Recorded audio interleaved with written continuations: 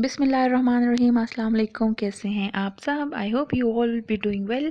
आज मैं घर पे बनाने जा रही हूँ मीट बॉल पिज़्ज़ा, और इसको मैं ओवन में नहीं बनाऊँगी बल्कि मैं इसे तवे पे बनाऊँगी।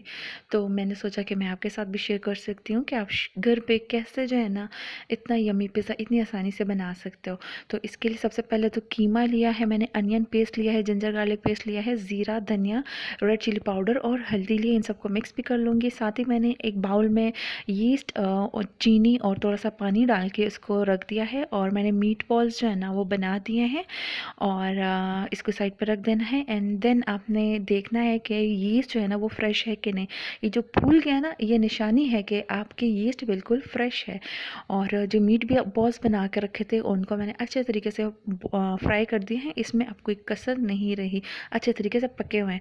और आटा गूंदने के लिए मैंने मैदा लिया है, वो यीस्ट वाला पानी डाल दिया है, नमक, चीनी और ऑयल डाल के मैं इसे गूंद लूँगी, और साथ ही ऊपर से ऑयल लगा दूँगी और इसे रख दूँगी डबल होने तक।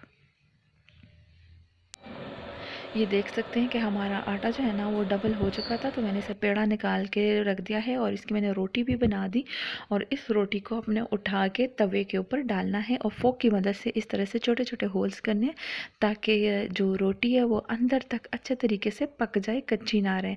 और जब साइड पलट देनी है तो ऊपर वाली जो साइड है अब आपने इस पर पिज़्ज़ा सॉस लगानी है, और इस तरीके से आपने पिज़्ज़ा सॉस लगा के अच्छे तरीके से फैला देना है। और इसके ऊपर आपने थोड़ी सी चीज़ और जो meat balls, fried meat balls थी वो मैंने रख दिए हैं। अब मैंने इसके ऊपर ग्रीन ऑलिव्स डाले हैं। आप चाहो तो आप ब्लैक ऑलिव्स भी डाल सकते हो, और अगर चाहो तो स्किप भी कर सकते हो। साथ ही ऊपर से आपने ढेर सारी मोज़रेला चीज़ डाल देनी है। चीज़ जो है ना वो आपको जितनी ज़्यादा पसंद हो उतनी ज़्यादा डालिए, उतना ही ज़्यादा अच्छा बनता है पिज़्ज़ा और मज़ा आता है।